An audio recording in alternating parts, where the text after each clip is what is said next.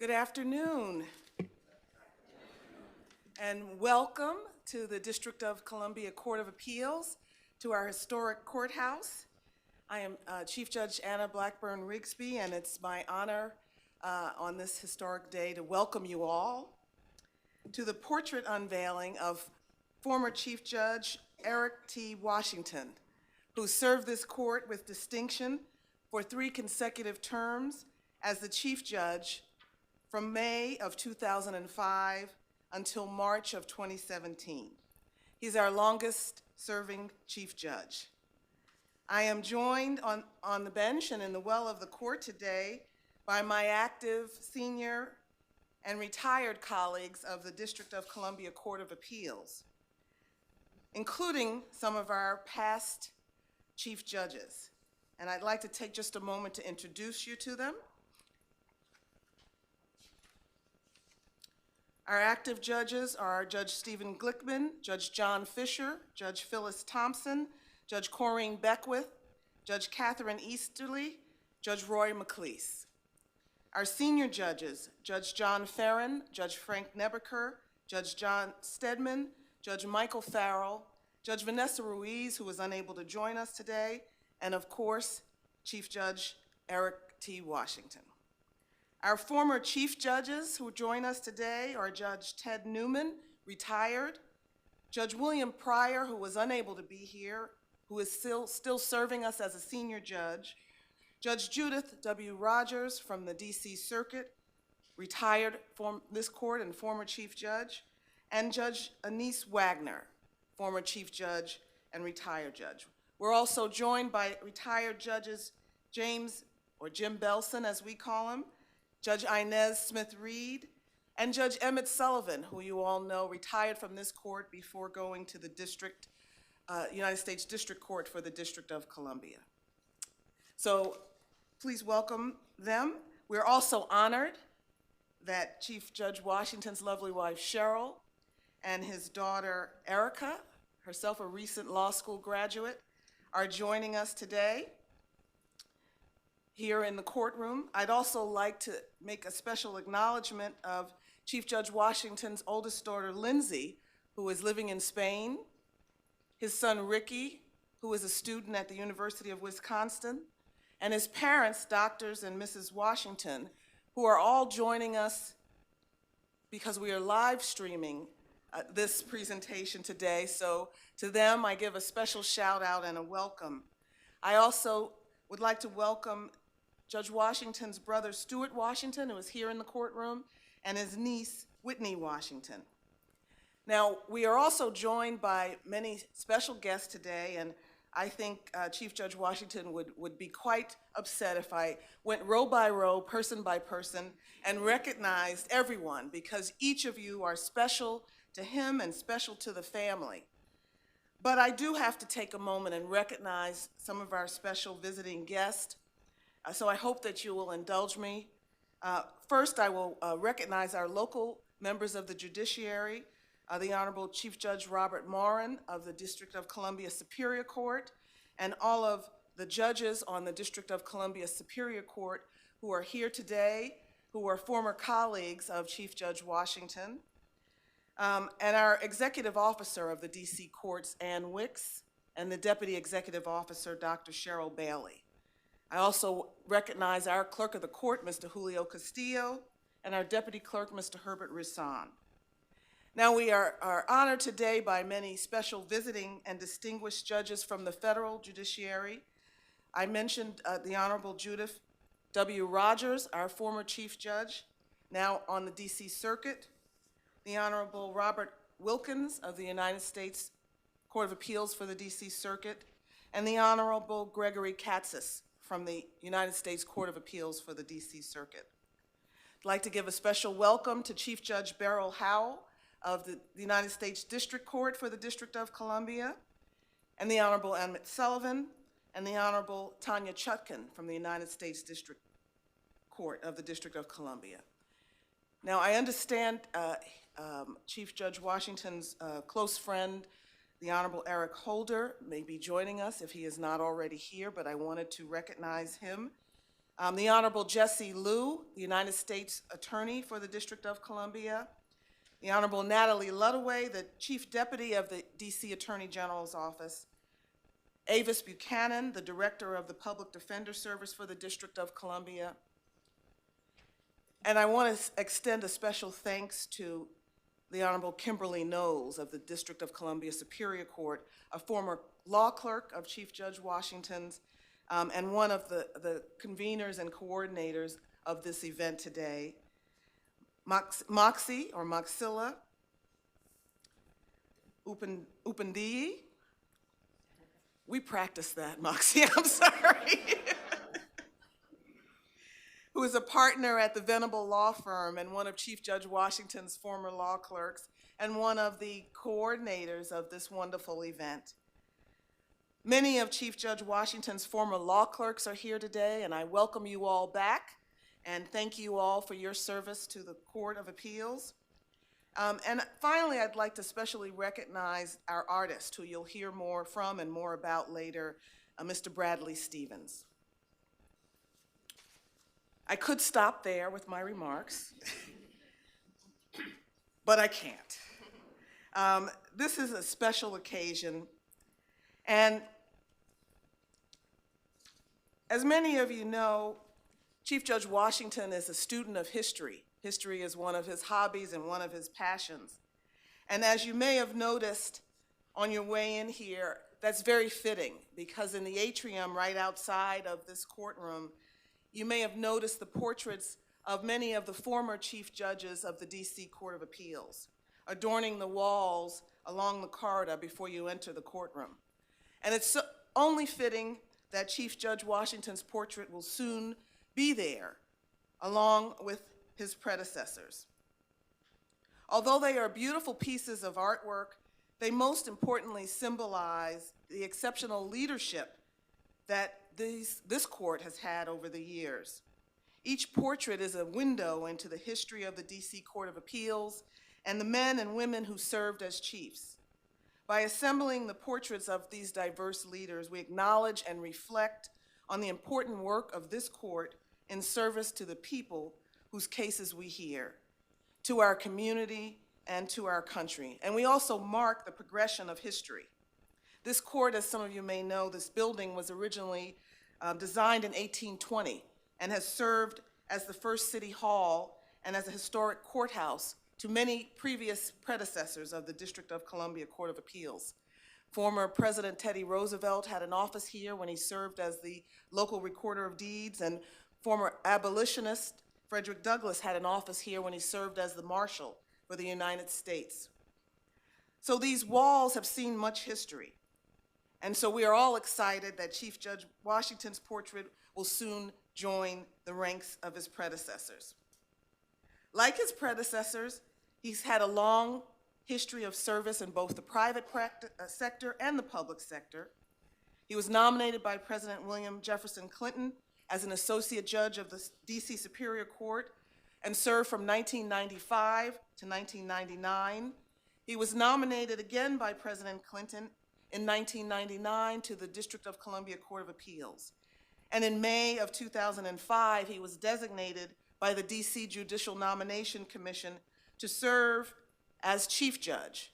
He served 3 consecutive terms as Chief Judge of this court for 12 years in that role. In March of 2017, Chief Judge Washington took senior status, and in his new role as a senior judge, he continues his active and enthusiastic service to this court and his role in promoting access to justice throughout the country. During his 12 years as Chief Judge, he epitomized the values of our DC courts: accountability, excellence, integrity, respect, and transparency. Chief Judge Washington is a principled and visionary leader, and his actions have been guided by his unwavering commitment to ensuring access to justice for all. He is also a chief among chiefs, and as many of you know, he served as the president of the Conference of Chief Judges for all of the state courts of this country. In that capacity, he was able to provide leadership and direction to state courts across the country on important issues of access to justice, bail reform, and in convening the inaugural meeting of the National Advisory Board on Community Engagement in State Courts to promote public trust and confidence in the judiciary. As one of my favorite poets, Rudyard Kipling, once said, to paraphrase him a little bit, he can walk with kings, but he has never lost his common touch. And if you've ever walked anywhere with him, you know what I mean, because every few steps, people stop him to say hello, and he takes time to speak to everyone. He is thoughtful and kind and considerate. He's a colleague and a gentleman.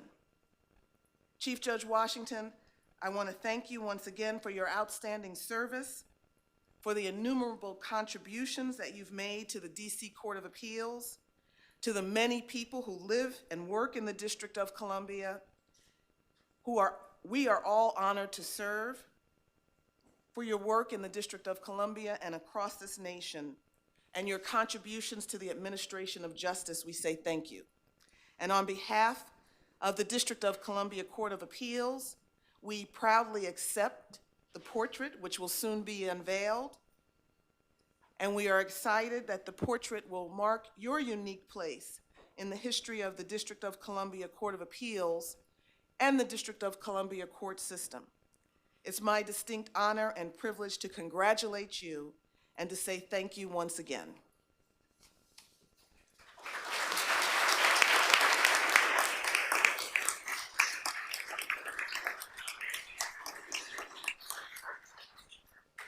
At this time, I'd like to introduce Moxie Upandiye, partner at the Venable Law Firm and one of Chief Judge Washington's former law clerks.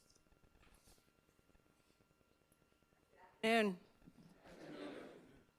afternoon, Chief Judge Blackburn-Rigsby and honorable judges of this court. My name is Moxie Upadhyay, and I had the privilege of clerking for Chief Judge Washington from 2003 to 2005. Judge Washington has asked that I keep my speech brief, that I don't fuss over him too much, and that I keep it focused on the portrait. Chief Judge Washington always encouraged me, however, to question authority. And if I thought that the rules were unfair, to make a reasoned argument for departing from them. So, sorry, Judge. While I promise to make this brief, I can't make any promises about the other stuff because I don't think I'll have this great opportunity again. It's an honor to stand here to represent Chief Judge Washington's law clerks, who are all seated on this side of the courtroom. We are all acutely aware that we were given a unique opportunity when we got the offer to clerk for Judge Washington. I'm certain, because I've spoken to my fellow co-clerks, that each one of us has our own story of what made our time clerking for Judge Washington special, and why learning from him during our formative years was the foundation to any success we might have achieved later in our careers. For my part, I can tell you that while he did teach me a great deal, the most valuable lessons were those that I learned by watching the judge. And although he probably did not realize that his actions left such an indelible impression on me, it was for me then, as it is now, the best way to measure Chief Judge Washington's legacy on the people who came in contact with him, as well as this sacred institution. So, let's go down the list. Chief Judge Washington's intellectual rigor and tireless devotion to his duties. I learned early on that Chief Judge Washington could basically outwork any of us. I thought I could maybe the first week that I clerked for him, but I saw what it meant to be utterly and wholly devoted to your duties. And it wasn't only to his duties to getting the right result and achieving what he thought was a fair result grounded in the law, but also devotion to ensuring that the courts improve and that the experience of litigants are considered as policies are made and as he led the court as chief. As I said, Chief Judge Washington could outwork any of us, and whether he realized it or not, on certain Friday evenings when my co-clerk Shamika and I could not take it anymore. We would go into his office with a series of non-urgent messages and errands just to see if he had packed up his briefcase. And he did work very hard, and it's a true testament to how much he cares about this institution, how much he cares about the people of the District of Columbia. I still don't think I can outwork him, by the way, and I stopped trying about a year in. If any of you has attempted to make the one-block walk from the former DC Court of Appeals building at the Moultrie Courthouse to the Subway restaurant 1 block away, you'll know what I mean by when I say that Judge Washington's accessibility and his openness to meeting everyone was and is one of the most important aspects of who he is. And I believe the chief referred to that in her opening remarks. It's very true. At the time, we just wanted to get our sandwich, but we were stopped along the way. I realized how important it was that anyone in the courthouse felt that they were able to go up to the chief, to speak to him about any problems they had, and that he listened, and he truly did listen. So that 1 block walk, I came to love going to lunch with him just to Subway and meeting all the people along the way, because they truly are the people that he touched, and he kept that duty very sacred to him.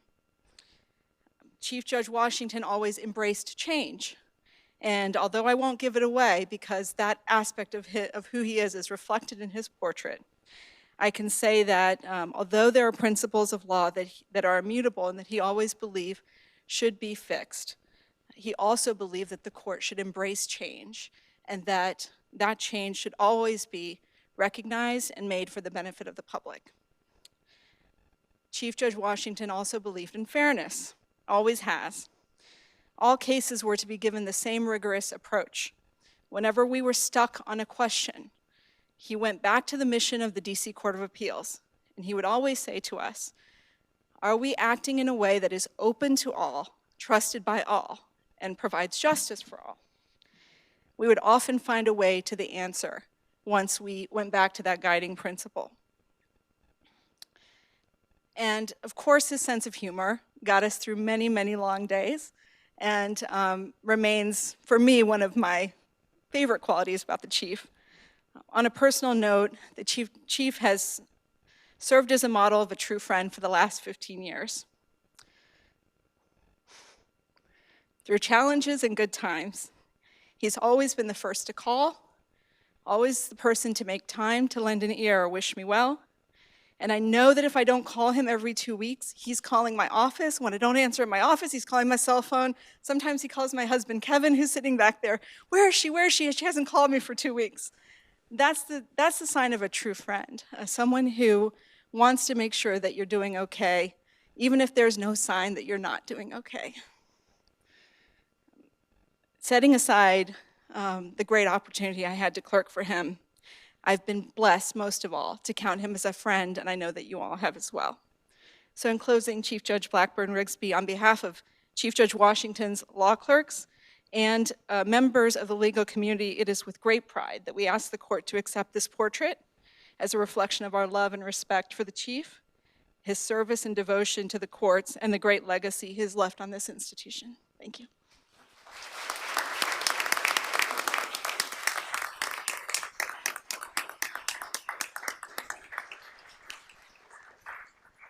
Thank you for those warm remarks. Now we'll have Judge Kimberly Knowles. And Kimberly, Judge Knowles, I'm sorry, I forgot to mention your wonderful judicial administrative assistant, Khadijah Brown. I don't know if Ms. Brown is here, but I know she worked tirelessly to help you in these efforts. So, good afternoon. Good afternoon. In anticipation of this event, several people have approached me and asked, what are you going to say? What are you going to talk about Judge Washington? And since March 2017, Judge Washington has been on his retirement tour. And so there have been lots of speeches and lots of awards given. And so I wanted to talk about something that I don't think has been spoken about, the perspective of a law clerk. And what we saw, we as the law clerks saw in Judge Washington and what we learned from him. So, what can I say about my judge? I get made fun of still to this day because that's who he is to me. He is my judge. And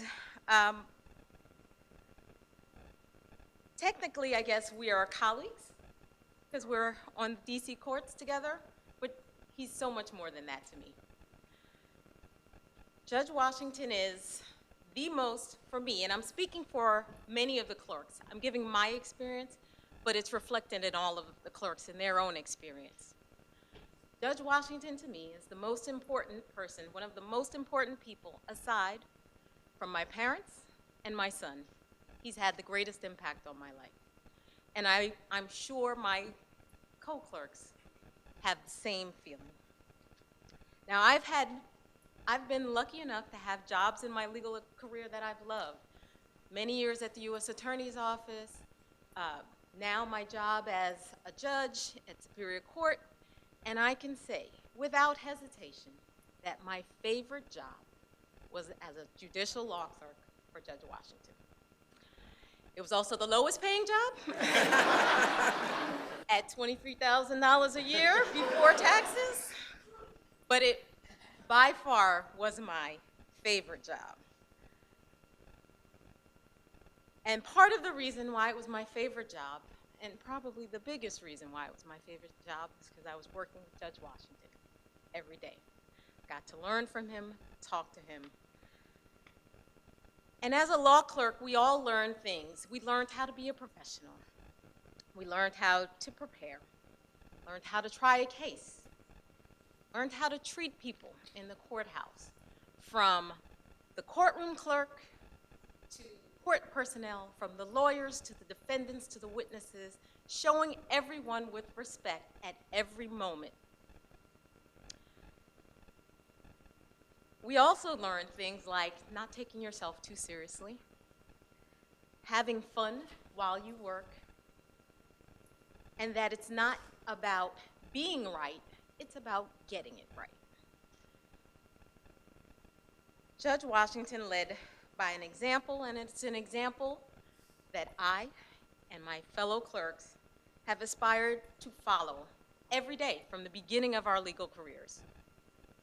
Starting, I'm not going to go too far down memory lane, but back in 1998, I was a young assistant U.S. attorney, and I was assigned to the domestic violence unit. Judge Washington was a judge in that unit, and I sat around. This is in the old cert list days, so Chief Judge Moran, this is not what happens now.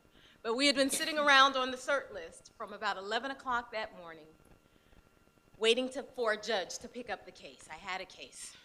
And at 3:30, I got the dreaded call. Judge Washington has picked up your case, report to courtroom 101.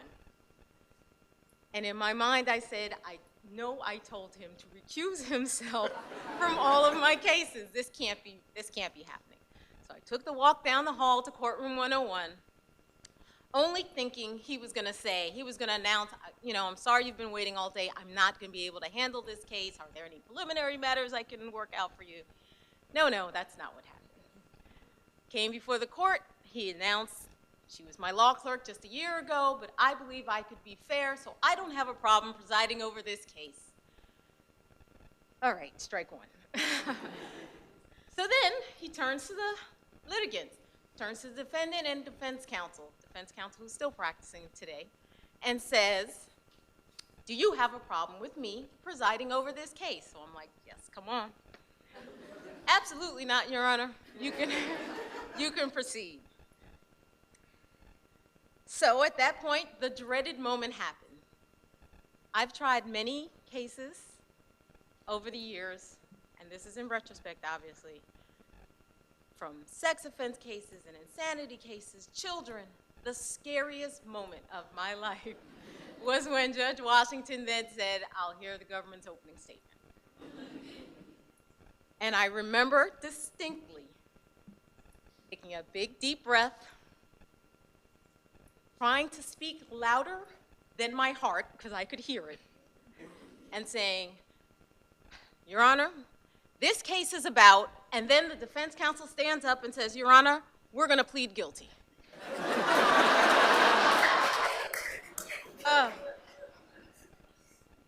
That was a wonderful moment. But it was such a scary moment because it was a scary moment to me because I wanted to make my judge proud. I was afraid that I was going to do something that later on he would say, Kim, you know I taught you better than that. And 20 plus years later, I still have that feeling. Fast forward to October 11th, 2018. That would be yesterday. I was on leave, checking my email, and there was an email from the Court of Appeals saying a slip opinion in one of the cases that I had tried. Clicked it, opened it up, didn't recognize the name, so I was like, okay, let me see who my panel is. Judges Glickman, Judge Fisher, Senior Judge Washington. I felt that pounding of my heart again. I did feel that pounding. So then I scrolled down. Opinion written by Senior Judge Washington. And I said, I really hope this turns out well because I have to speak tomorrow. I then fast forwarded, scrolled down to the end, saw affirmed, have not read the opinion because I'm afraid that he was going to ask me some questions and present to me, why did you do this? So I can now say that I didn't read it, so I don't remember the case, Judge. But honestly, what this shows is that 20 years, 21, however many years later, we want to make you proud.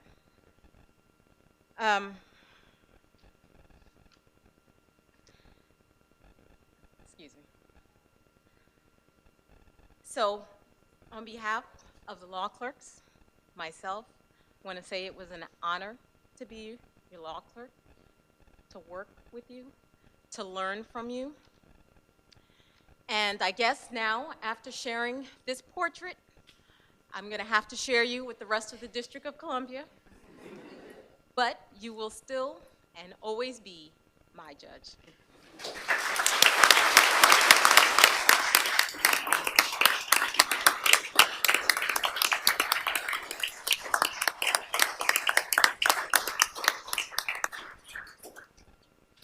Thank you, Judge Knowles. So many people here in this room share the admiration and affection for your judge.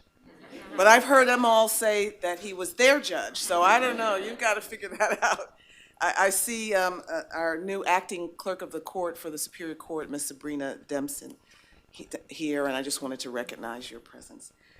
Now we will hear comments from the Honorable Judge Stephen Glickman. Thank you. By his own account, which I shall embellish, Eric Washington was launched on his career in the law by his youthful exposure to the exploits of the famous trial attorney, Perry Mason.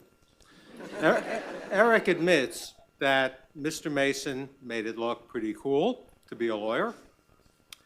So it is easy to imagine how a young, smart, impressionable fellow, envisioning himself as a future Perry Mason, would commence his legal education by immersing himself in the case studies of Earl Stanley Gardner. Fortunately for all of us, though, as Eric grew up, he went on to read other works of jurisprudence. His horizons expanded, and his heroes changed. Eric chose to emulate real lawyers like Thurgood Marshall and Charles Hamilton Houston, lawyers who struggled to achieve equal justice for all through law. Eric grew to see and to practice law as an honorable and challenging profession with unparalleled opportunities for advancing that goal. And he came to see being a judge as a high calling in which he could work to apply the law fairly to everyone and to improve the administration of justice.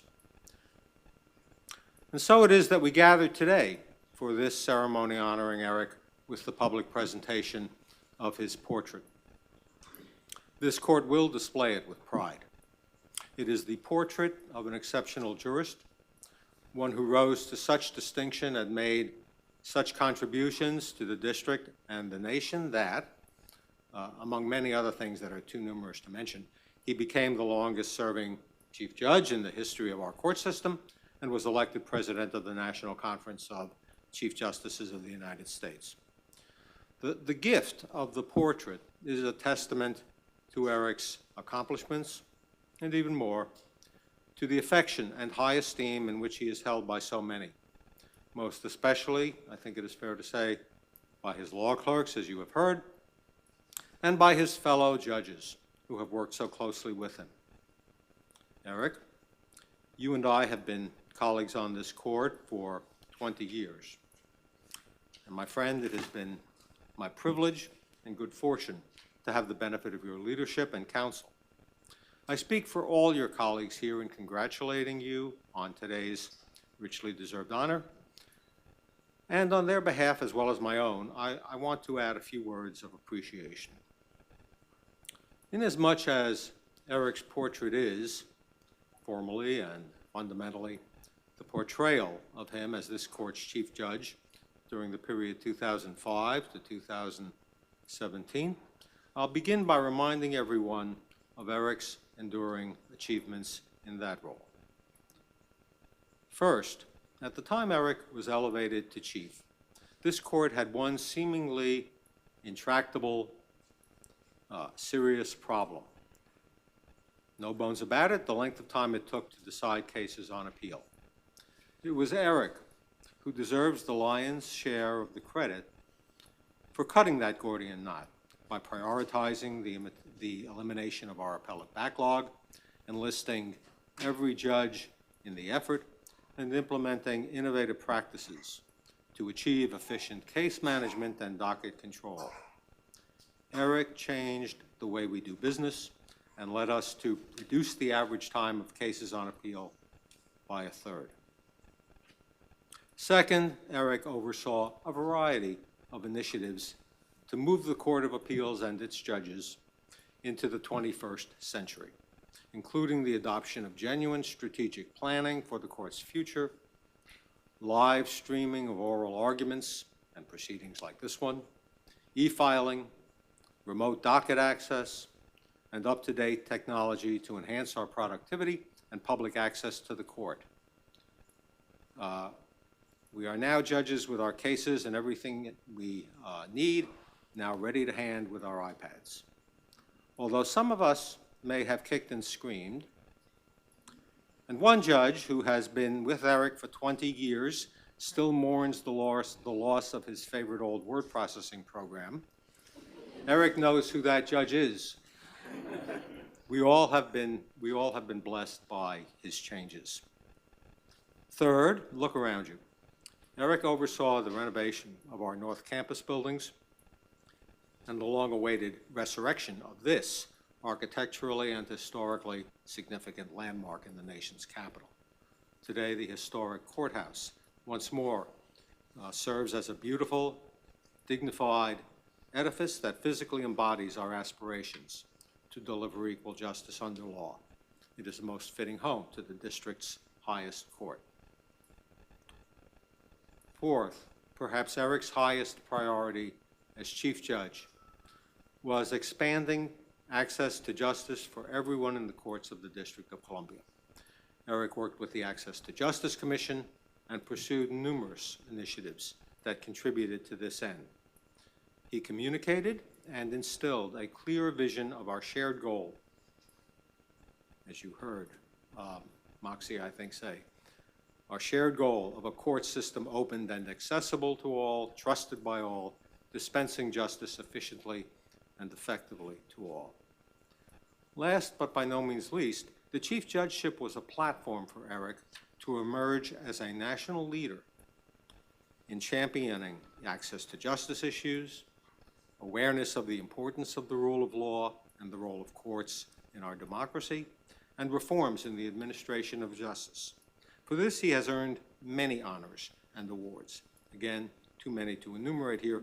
I'll just note, as one signal example, that when the New York University Law Review in 2016 published the 22nd Justice William J. Brennan Jr. lecture on state courts and social justice, it was Eric's public address on pretrial justice reform. And of course, it was in recognition of Eric's commitment and effectiveness as a national spokesperson and innovator in these critically important areas that his peers in the 50 states elected him to serve a year as president of the Conference of Chief Justices. Now, it bears emphasizing that Eric did all this in addition to fulfilling his many time-consuming day-to-day responsibilities. Like the rest of us on the court, Eric had cases to hear and opinions to write. He wrote some of the most consequential and cited decisions issued by this court in the past 2 decades. As Chief Judge, Eric also was our judicial leader, which I admit was too often a process analogous to herding cats that had enjoyed too much catnip. Plus, of course, the chief headed the Joint Committee, the body that administers the entire District of Columbia court system. He represented the district courts in their relations with Congress, the other branches of the district government, and the District of Columbia Bar, and he was the public face of our courts. Eric somehow found the time and energy to do it all, and do it very well. Ultimately, it is Eric's character as a person and a judge that matters most. Eric cares not just about the law in the abstract, but about the law's impact on people in the real world.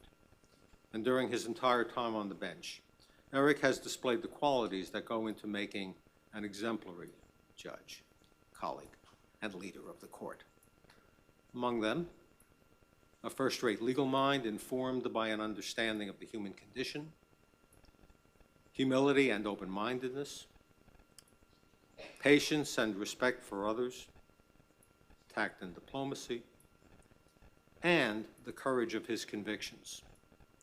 That Eric is the longest-serving chief in our history, that he was picked again and again to take the helm for an 11-year run, that no one ever opposed his candidacy to be chief, all that speaks volumes about his ability to inspire confidence and be someone his colleagues trusted, looked to for guidance, hearkened to, and followed.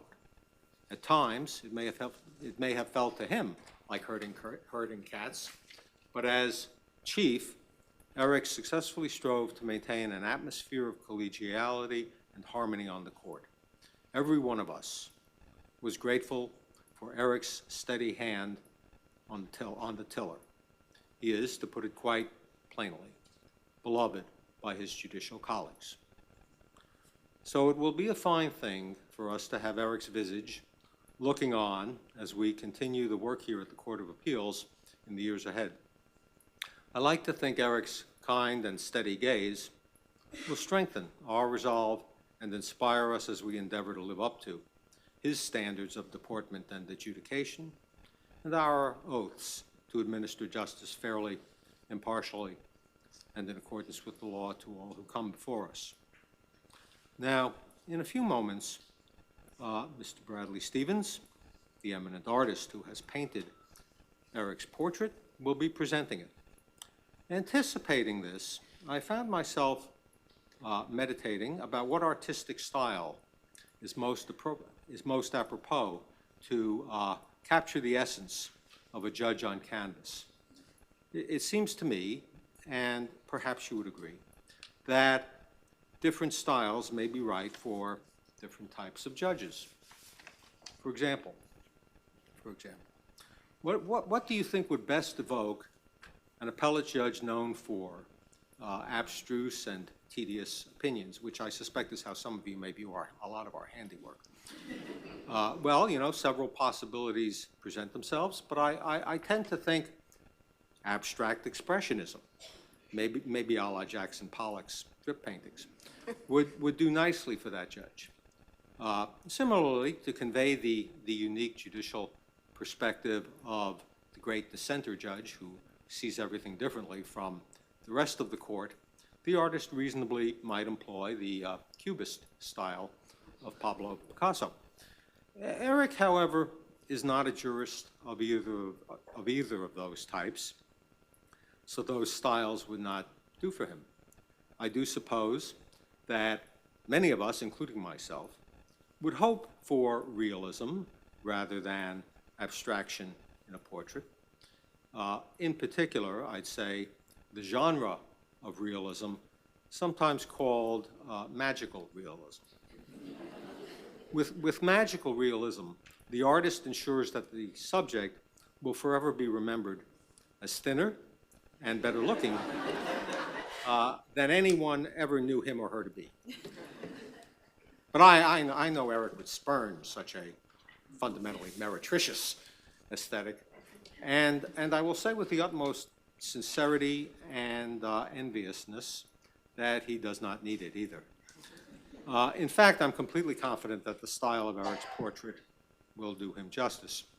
Mr. Stevens is an artist of renown, and I have seen a number of his other portraits. Not only do they succeed in rendering the subject's physical appearance with integrity and vitality, they go on to convey an honest impression of the subject's essential character and inner strength as well.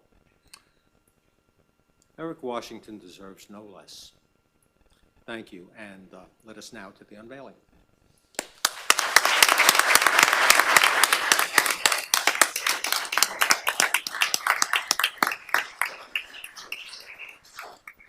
Thank you, Judge Glickman, for those wonderful remarks about our beloved colleague. I believe the artist Bradley Stevens is making his way to the microphone, and we look forward to hearing from him. I feel like we should have a drum roll for you. Oh, there's enough pressure already. Thank you. Wow. Good afternoon. I must say at the outset, I'm not a professional speech giver. I'm just an artist, so I'll do my best, and I will be brief. One of the best parts of my job, by far, is having the opportunity to meet people like Judge Washington. The first time I met him was in Judge Sullivan's chamber, memorable day. And if you ever want some entertainment, you should see the two of them together sometime. But I liked him instantly. As everybody has said already, he's so personable and down to earth and warm and engaging and obviously very smart.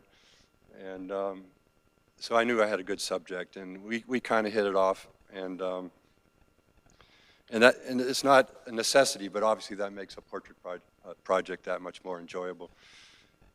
At these kind of occasions, I often think of a famous quote by John Singer Sargent, the 19th century American portrait painter. He said, "The definition of a portrait is a likeness where there's something wrong about the mouth." And what he was trying to express there was, when you think about it, it's quite a daunting undertaking. How do you sum up all there is, all the complexities, all the layers of a human being in one single image? It's impossible, right? But it's worth trying. And I've always said that of all the art, and I do other things too, I paint landscapes and various subject matter, but I think the most rewarding and the most challenging by far is portraiture, because of all the levels that it has to work on. And they told me to speak about the painting. It's kind of hard when it's still veiled as it is. But there's one thing I can assure you, that there is not a hidden shredder in that frame over there. Although I wish it was worth $1.4 million. But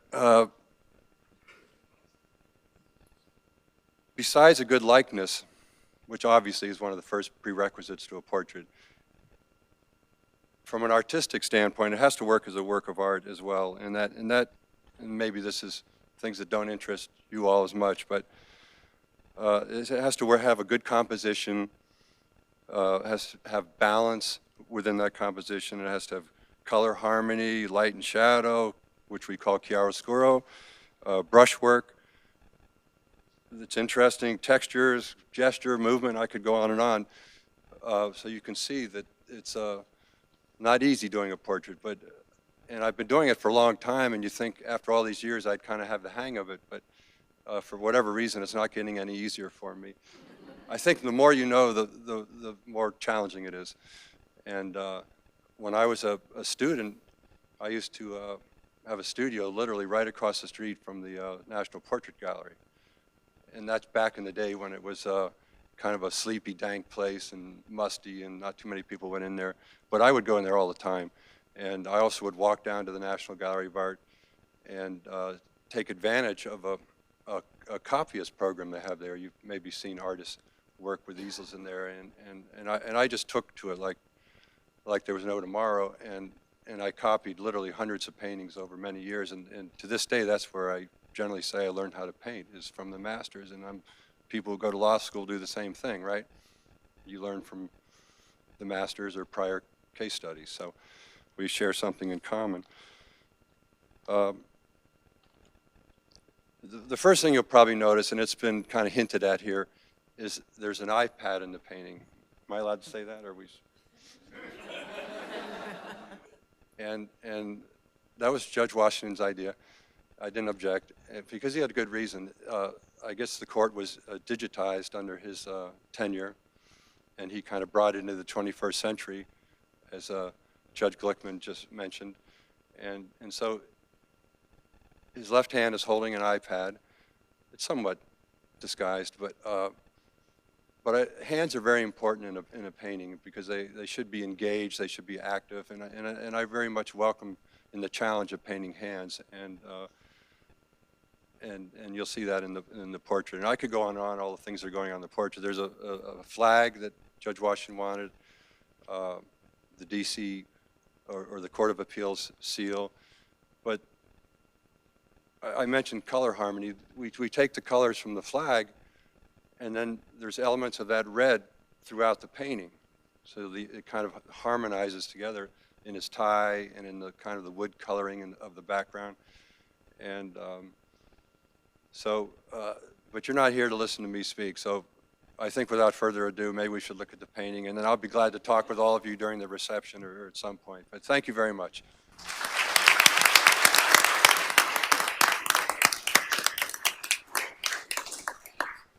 This is where we have another drum roll, if we had one. Thank you, Mr. Stevens, but I'm going to ask Mrs. Cheryl Washington and Miss Erica Washington to come and unveil the portrait for us.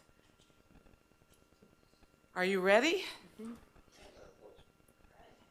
All right, let's go. Oh, wow.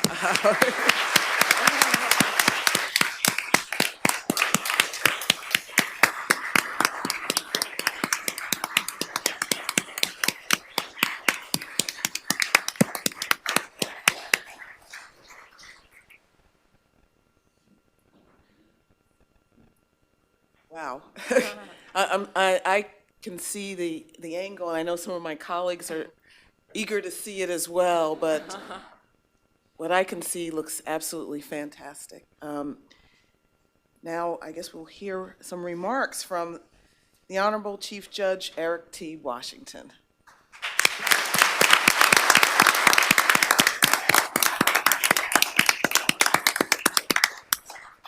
You'll forgive me if I try to stick to a script.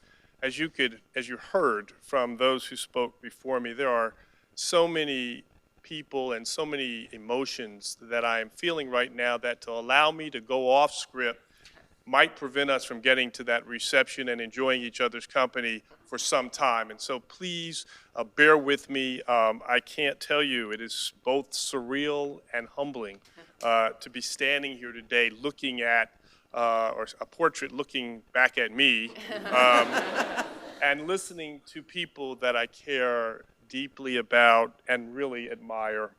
I've presided over a similar ceremony for my former colleague, Chief Judge Judith Rogers, and I've attended any number of ceremonies of portrait presentations and unveilings.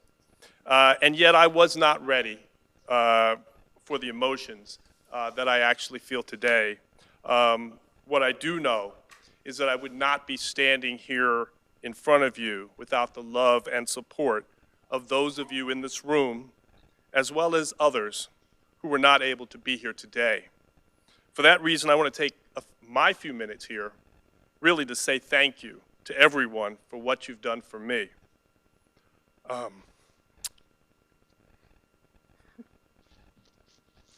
See, Kim and Moxie started this. Kim and Moxie, you know, I'm not sure how best to thank you or to express my gratitude for your kindness, for your leadership in this effort to have my portrait presented to the court. You know, I think you know, I hope you know, how proud I am of each of you, both personally and professionally. And that goes for not only Kim and Moxie, but for all my children. They are my children. They are grown, they are accomplished, they are outstanding, but they're still my children. Steve, Judge Glickman, thank you very much for your kind and generous remarks today.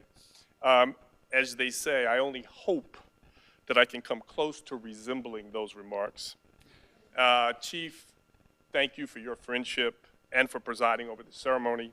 Well, we are extremely lucky to have you sitting in that seat.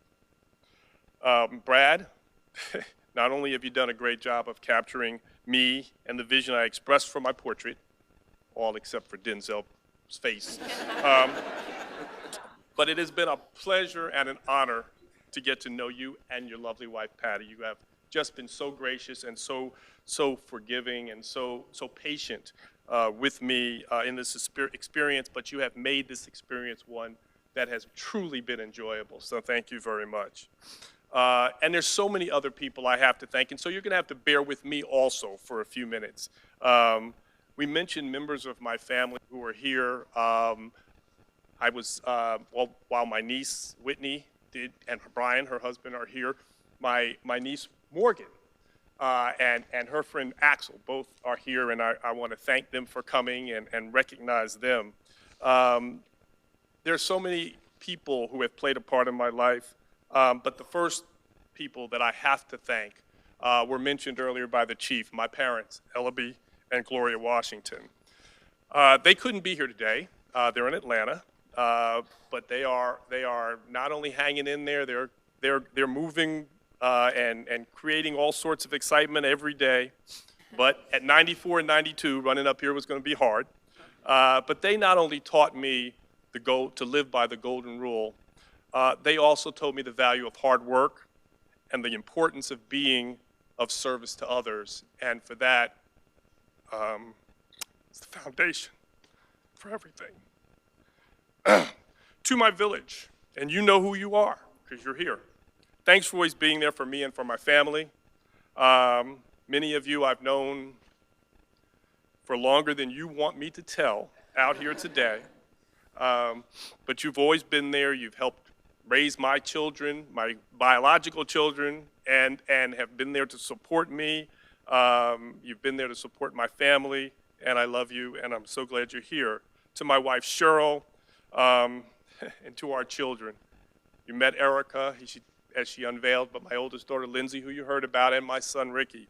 I thank you for understanding why, as Chief Judge, I was unable to be at home as often as I would have liked, and for your encouragement to be a visible presence at the bench and bar conferences and meetings and issues that I felt were so important both locally and nationally. To my colleagues on the court, the greatest court in the country, I can't thank you enough for the unwavering support you've given me over the years. Without it, of course, I wouldn't be standing here. I wouldn't have a portrait. Thank you. No.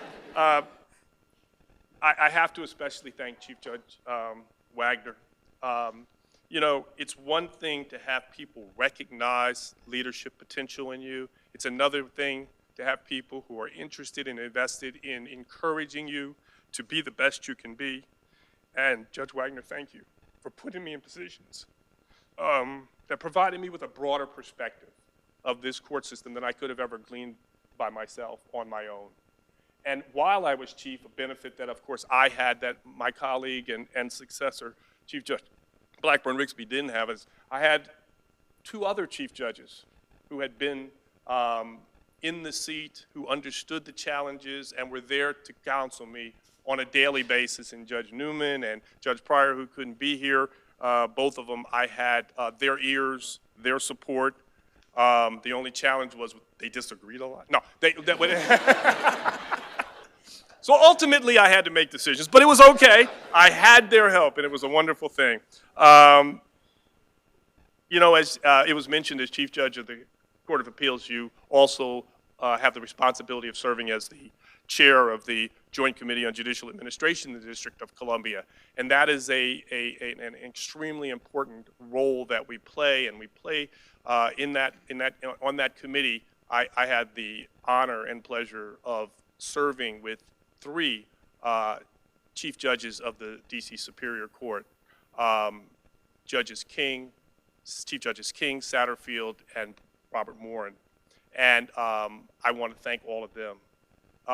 It is the type of relationship that requires coordination and conversation and communication. And I want to thank them because they shared the strategic vision. We shared a strategic vision for the courts. And they, through their unbelievable efforts and their strength, helped to bring that vision into focus. And speaking of focus, it's wonderful to have a vision, as we all know. But I know Ann Wicks and the E-Team, some of whom are here today, and especially the clerks of this court with whom I served, both Garland Pinkston and Julio Castillo, had to implement those visions, as did the clerks on the Superior Court and the administration over the court system. And I can't tell you, I understand. I want you to know that I understand it was much easier to have the vision than it was to implement the vision. And so thank you very much for your service. Judge Farrell, Glickman, and Fisher, they also served on the Joint Committee, and they played a pivotal role. Their participation was as invaluable as was their counsel to me. Thank you for being there and being involved in what were some good times, and being involved also through all the sequestrations, budget cuts, and other more challenging issues that the Joint Committee had to face. I am most thankful today for, of course, all of you, but especially my law clerks. Thank you for your patience and your perseverance, especially when it came to preparing draft after draft after draft, as I endeavored to get it right and to understand and to make sure that the best we were doing justice, or at least getting the question or the answers correct. I would be remiss if I didn't thank my administrative support, Sandy Straughter, Tracy Nuttall, and Sherilyn Walker Turner. Not only did they provide administrative support for me, they, in many ways, Tracy and Sherilyn especially, made the effort and made it a part of their responsibilities to try to bring the court together through social functions and to make us a real family, to promote the collegiality that was spoken about earlier. And so to them, I want to thank them. That doesn't count the late night calls to change plane reservations or hotels that I didn't have when I arrived places because I'd forgotten to tell them I was going, and things like that. But I do want to thank them. So I hope all of you know how important you are to me and how important this day is. And I thank you all for sharing it with me. Thank you.